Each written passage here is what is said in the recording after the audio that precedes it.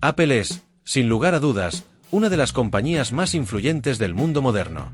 Desde sus innovaciones en computadoras personales hasta la revolución en la industria de los teléfonos móviles, Apple ha cambiado la manera en la que interactuamos con la tecnología. Sin embargo, detrás de su historia de éxito hay un relato de traiciones, luchas internas y un despido que marcó un punto crucial en la vida de su cofundador, Steve Jobs.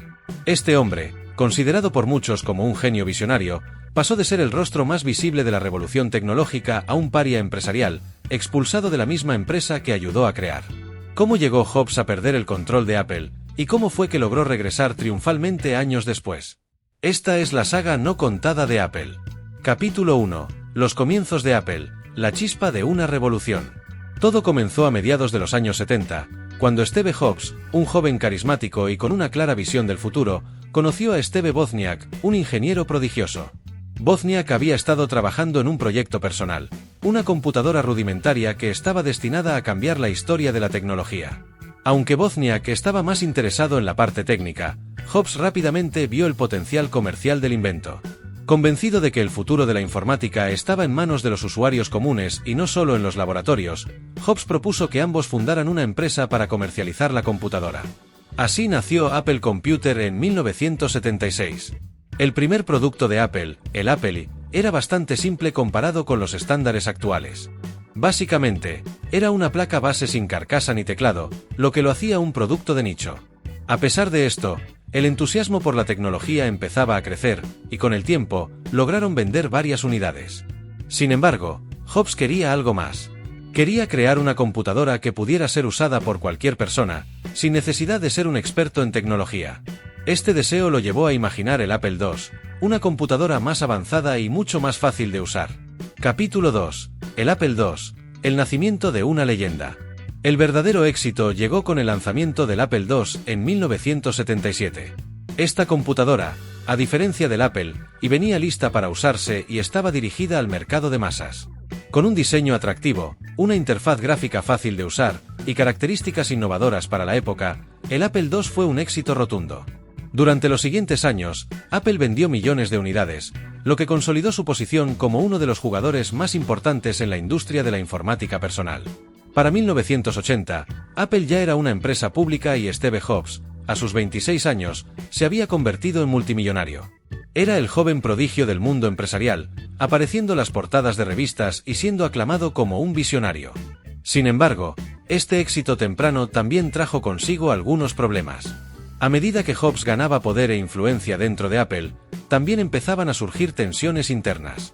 Capítulo 3. La visita a Xerox PARC, una visión del futuro. Uno de los momentos más decisivos en la carrera de Steve Jobs ocurrió cuando visitó Xerox PARC en 1979. En este centro de investigación, Jobs descubrió una tecnología que cambiaría para siempre la industria de las computadoras, la interfaz gráfica de usuario, GUI, y el mouse. Estas innovaciones permitían interactuar con las computadoras de una manera mucho más intuitiva y visual, en lugar de tener que escribir comandos en una pantalla en blanco y negro. Jobs, asombrado por lo que vio, comprendió de inmediato que esa tecnología sería el futuro de la informática personal. No perdió tiempo en llevar esta idea a Apple, y bajo su liderazgo, la compañía comenzó a trabajar en su propia computadora con interfaz gráfica, el Proyecto Lisa. Capítulo 4. El Proyecto Lisa, un fracaso comercial. El Apple Lisa, que fue lanzado en 1983, fue uno de los primeros intentos de Apple por introducir una computadora con GUI al mercado. Sin embargo, a pesar de su innovación tecnológica, el Lisa fracasó comercialmente. Su precio era exorbitante, costando alrededor de $10,000 en ese entonces, lo que lo hacía inaccesible para la mayoría de los consumidores. Además, tenía problemas técnicos y una escasez de software compatible, lo que disminuyó su atractivo. Pero quizás uno de los factores más importantes en el fracaso de Lisa fue la propia estrategia de Steve Jobs. A pesar de haber sido retirado del equipo del proyecto Lisa debido a sus problemas de gestión, Jobs empezó a promocionar otra computadora que estaba en desarrollo dentro de Apple, el Macintosh. En varias presentaciones, Jobs insinuaba que la empresa estaba trabajando en un producto mucho mejor, lo que desincentivó a muchos consumidores de comprar el Lisa, esperando la llegada del nuevo Macintosh. Hago una pausa para recordarte que si te está gustando el vídeo te invito a dejar un like y suscribirte. Ahora sí, continuemos. Capítulo 5. El Macintosh, el nacimiento de un icono. El Macintosh, que que finalmente fue lanzado en 1984, fue el resultado de la visión de Jobs de crear una computadora personal para las masas. Con un precio mucho más accesible que el Lisa, y con una interfaz gráfica fácil de usar, el Macintosh fue recibido inicialmente con gran entusiasmo. El famoso comercial de Apple, transmitido durante el Super Bowl de 1984, presentaba al Macintosh como una herramienta para liberar a la humanidad de la tiranía de IBM, la empresa que dominaba el mercado de las computadoras personales en ese momento. Sin embargo, a pesar del lanzamiento espectacular, el Macintosh también enfrentó problemas. Aunque la interfaz gráfica era innovadora, la computadora tenía un rendimiento deficiente. Además, su limitada capacidad de almacenamiento, con solo una unidad de disquete, resultaba frustrante para los usuarios que tenían que cambiar constantemente de discos. Todo esto, sumado a la falta de software compatible, hizo que las ventas del Macintosh comenzaran a disminuir rápidamente después de su lanzamiento. Capítulo 6. El conflicto con John Sculley, la caída de Steve Jobs. En este punto, Apple estaba enfrentando serios problemas internos. Steve Jobs había sido el impulsor del proyecto Macintosh, pero su gestión del equipo había generado tensiones. Era conocido por su estilo de liderazgo autoritario, su favoritismo hacia ciertos empleados, y su tendencia a desestimar las ideas de aquellos con los que no simpatizaba. Todo esto creó un ambiente de trabajo difícil dentro de Apple.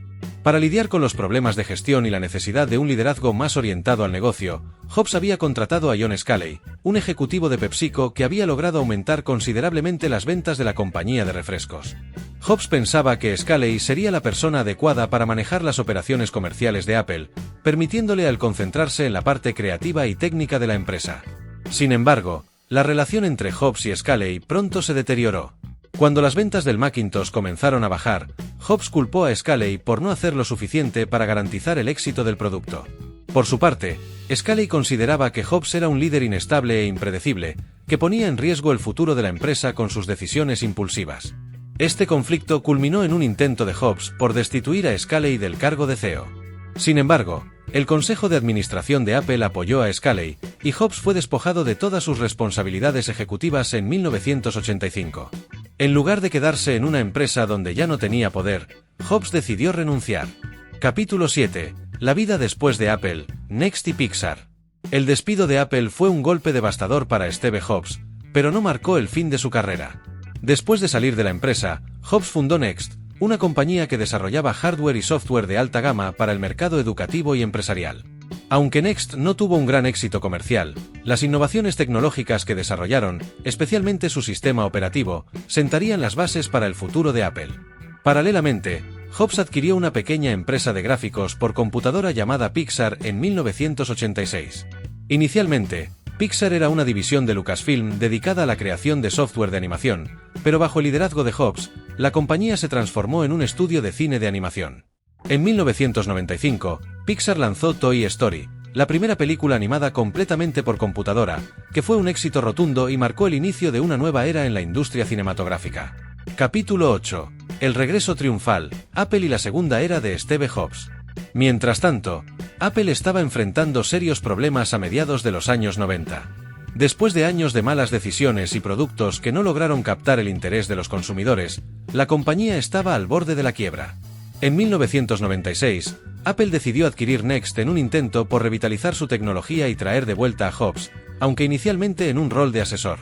No pasó mucho tiempo antes de que Jobs retomara el control de la compañía que había fundado. En 1997, fue nombrado CEO interino, y desde ese momento comenzó a implementar una serie de cambios radicales que revivirían a Apple. Bajo su liderazgo, Apple lanzó productos icónicos como el iMac, el iPod, y más tarde, el iPhone y el iPad. Estos dispositivos no solo salvaron a Apple, sino que la transformaron en la empresa más valiosa del mundo. La historia de Steve Jobs en Apple es una de las más fascinantes de la historia empresarial. Desde su ascenso como joven visionario, su caída dramática y su despido, hasta su regreso triunfal y la transformación de Apple en una potencia global, Jobs demostró que la innovación, la persistencia y la pasión por crear productos revolucionarios pueden superar incluso los mayores desafíos. Aunque Jobs falleció en 2011, su legado sigue vivo en cada producto de Apple y en la manera en que el mundo interactúa con la tecnología hoy en día. Y hasta acá el vídeo de hoy. Recuerda dejar tu like si te ha gustado el vídeo y suscríbete activando la campanita de notificaciones para que no te pierdas más vídeos como estos. Nosotros nos vemos en la próxima.